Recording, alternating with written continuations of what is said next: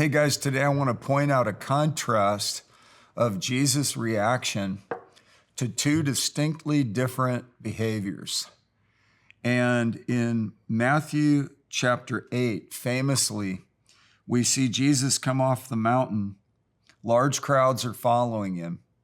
And a man with leprosy, so desperate, goes to Jesus, bows down before him.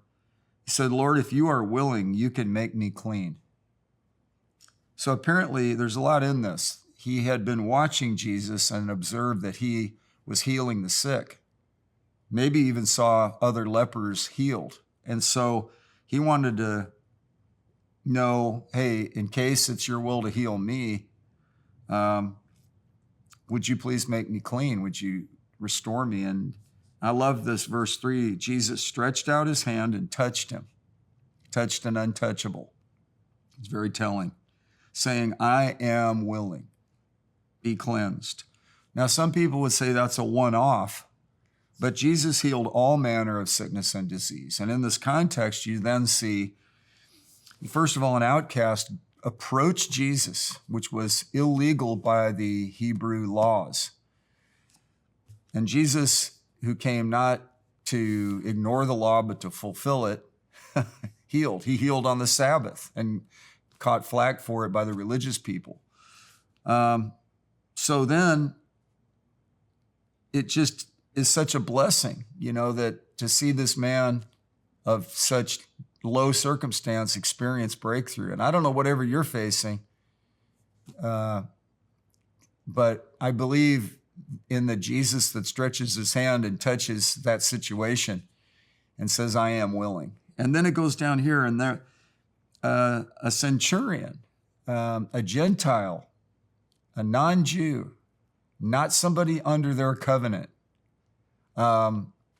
actually an occupying military oppressor, goes to Jesus.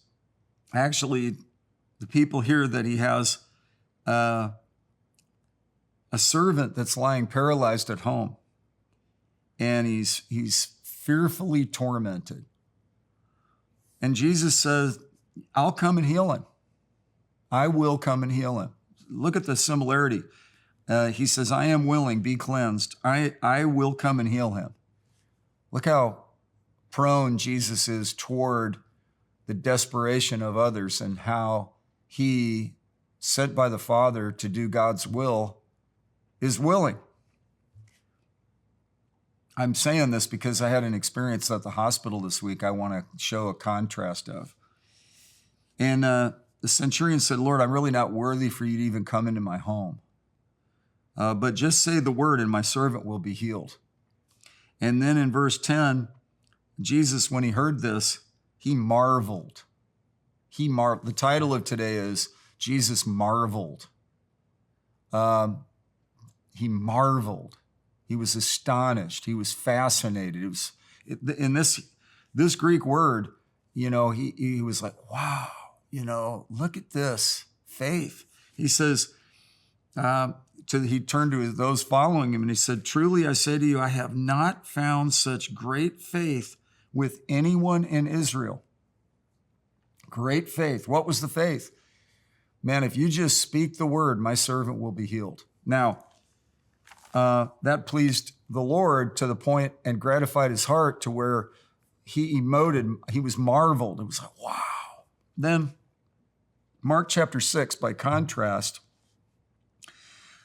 similar to this experience, only dissimilar. Jesus is again in his hometown. It says in verse 1, Jesus went out from there and came into his own hometown. His disciples were following him. So here he is in this other setting at the base of a mountain where he had just been praying. Crowds are thronging him and people are getting results because of faith. Well, then here you see, first they're astonished by him. They're excited about him. And the Sabbath came, he began to teach in the synagogue, and many listeners were astonished. Wow, saying, "Where did this man get these things? And what is this wisdom given to him?" And such miracles as these performed by his hands. And then there's a pivot, and familiarity sets in. Isn't this just a carpenter, the son of Mary and brother of James and Joseph and Judas and Simon? And are not his sisters here with us? And they took offense at him. So they went from astonishment to offense, just like that, by the sin of familiarity, and they became dismissive. And Jesus said to him, a prophet is not without honor, except in his hometown and among his own relatives and in his own household. Famously, this is an often quoted truth, that the sin of familiarity actually inhibited the flow of the power of God. Look at this. He could do no miracles, no mighty works, it says in the King James. It didn't say would not do it. It said he could not do it, except that he laid his hands on a few sick people and healed them. And one translation suggests those with minor ailments, and he wondered at their unbelief. Now that word wondered and the word marveled are one in the same Greek. They're the same exact Greek word that describes emotion. Only on this side, he's fascinated with their unbelief.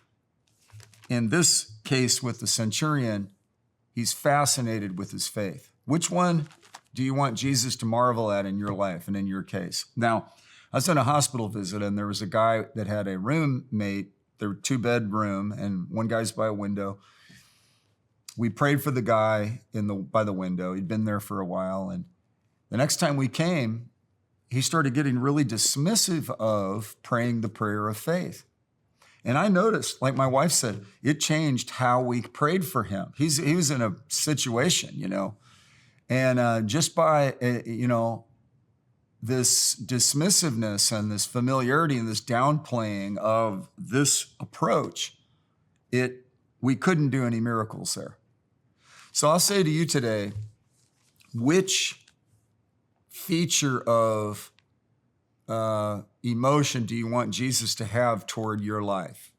Marveling at your unbelief, wondering at it, marveling at it, or marveling at your faith? You decide. The centurion, before that, the leper, brought honor to the Lord. This moment in his town was dishonoring. And the cure was he was going around the villages teaching. So I'm going to be teaching to kind of help you get built up in your faith for the results for your life in the upcoming days. God bless you.